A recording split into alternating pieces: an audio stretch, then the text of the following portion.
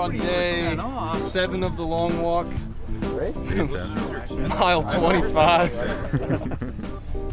I don't know if it's It said that on the 7th day, even God had to rest. And yet here we are. Beautiful Manitoba. Still walking. To be in a Stephen King film at all is a dream come true. But also our writer JT, who just did Strange Darling, and also Francis Lawrence attached. It was just like 3 strikes, and it's like, hell yeah, I want to be part of this.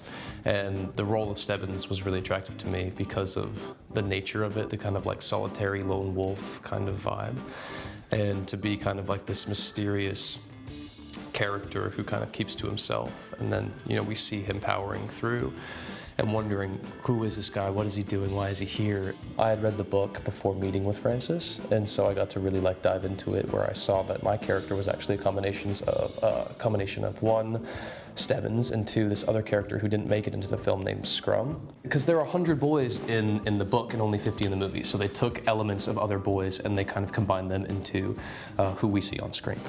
But Francis really gave us an impressive amount of freedom.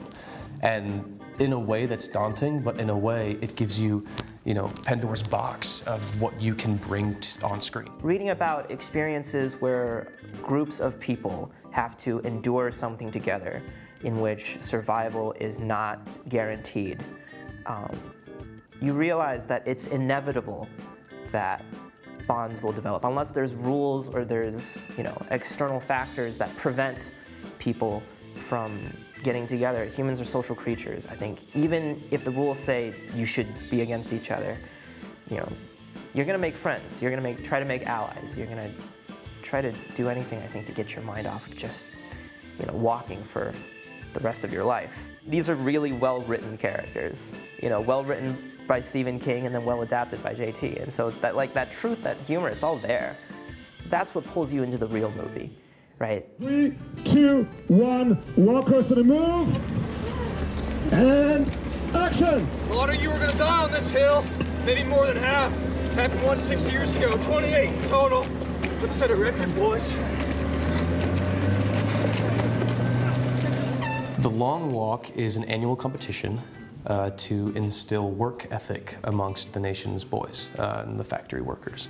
And so you take 1 boy from each state in a lottery kind of system, and they come and they compete for 1 wish, anything you want, and all the money in the world, basically. You are the victor. And the daunting part about this race is that there's no finish line, and there's 1 man standing. And so whoever can walk the longest is the winner. And you have to remain above 3 miles an hour in order to not get shot. And if you go under 3 miles an hour, you get your ticket. Let's get some sun. Oh yeah! We're about to meet Mark Hamill. I'm excited. I grew up watching the Star Wars movies. First day of school, all the kids on the playground were like, yo, Star Wars. Let's talk about Star Wars. So Mark Hamill essentially was one of my first exposures to an American movie star. So now being in a movie with him, it's insane. It's a dream. What makes this movie special for me, this movie is wholly unique in the way that it's made. I've never made a movie like this before, and none of the crew have either. It's the first time. All of the rigs that they built to shoot these scenes were custom made because they didn't exist before. We were sort of inventing, how do we do a movie where about 50 people walking the whole time, and watching everyone adapt to that. The crew and the cast was such a great learning experience for me as an actor, as a person working in this industry.